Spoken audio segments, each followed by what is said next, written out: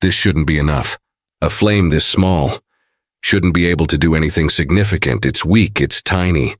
It barely produces heat you can even feel from a distance. So how can something like this claim to heat an entire space? Because if that were true, people wouldn't need heaters. They wouldn't need electricity. They wouldn't need anything expensive. Just this. One small flame. And yet, you'll find people saying it works, using it in small rooms, closed spaces, even during power outages, and somehow, they feel a difference. So what's really happening here? Is this just another internet myth, or is there something real behind it? Because on the surface, it doesn't make sense. A candle produces a very limited amount of heat. That's a fact. There's no hidden energy source, no extra fuel, nothing special. So if the flame doesn't change, then something else must be changing, something around it. And that's where this setup comes in. Because people don't just use a candle, they use it with something else. Something simple, something that looks completely ordinary. A clay pot, just a regular pot, placed over the flame. Sometimes two, stacked in a specific way. At first glance, it looks pointless, like it's just covering the flame, blocking the heat, which should make things worse, not better.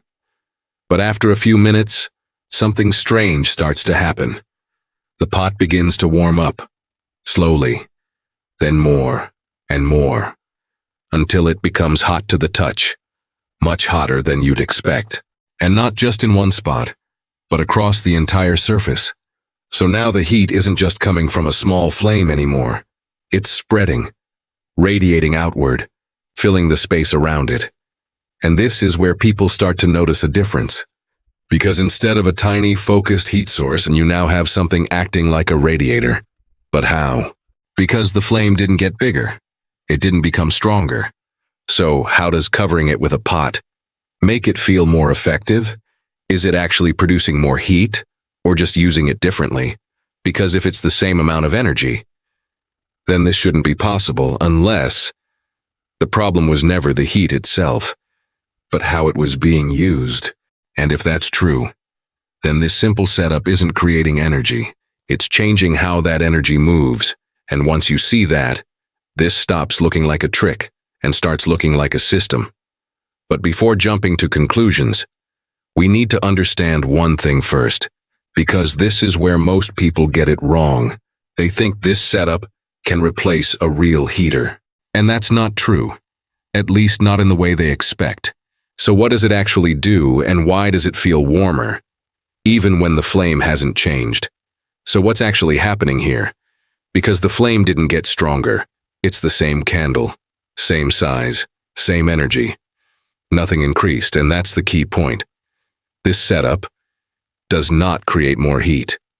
It uses the same heat differently, and the difference comes down to one thing: how heat moves. Because heat doesn't just exist in a space. It travels, and it travels in different ways.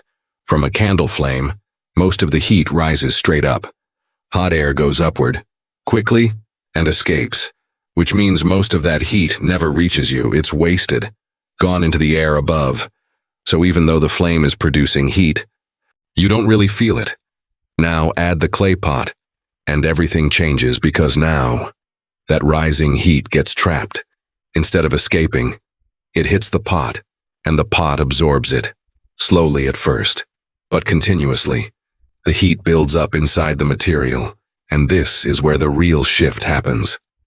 Because the pot doesn't release heat the same way a flame does. A flame gives off heat in a very direct, fast, upward flow.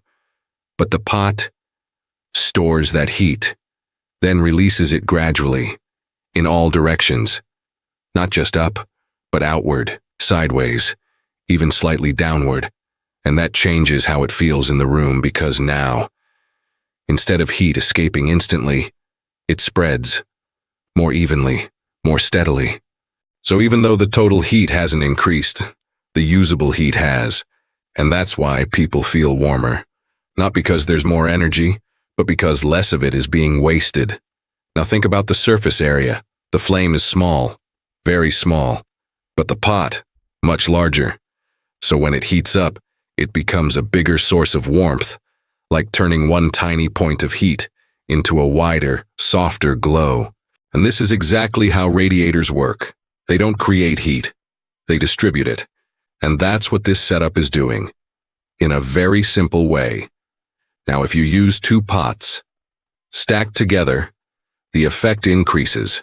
More material, more heat storage, more surface area, which means more radiation, and a more noticeable difference. But this is also where things can go wrong. Because if you expect this to heat a large room, it won't. There's a limit, a strict one, because at the end of the day, you're still working with a small flame, so the total energy is still low. And that brings us to the most important part.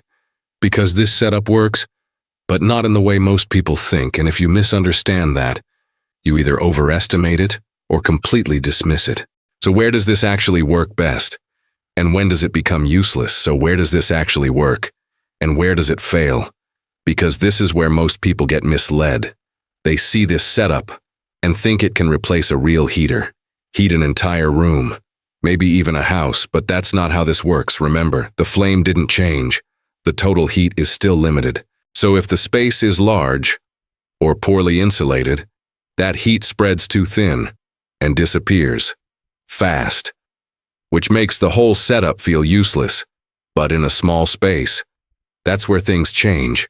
A closed room, a tent, a compact area where heat can't escape easily. Now the system has an advantage, because instead of heat being lost, it builds up, slowly, steadily, and the warmth becomes noticeable. Not intense, not like a heater blasting hot air, but a gradual, steady warmth. And that's the key difference. This is not a power solution. It's an efficiency solution. It doesn't generate more heat. It wastes less of it. And that's why some people swear by it, while others say it's fake, because they're testing it in completely different conditions. One in a small, closed space, the other in a large, open room. Same setup, different results. Now there's one more thing people ignore, and it's important. Safety. Because this setup uses a real flame, in an enclosed space, which means oxygen is being used, and gases are being released. So if there's no airflow at all, it becomes dangerous. That's why ventilation matters, always, even if it's a small opening.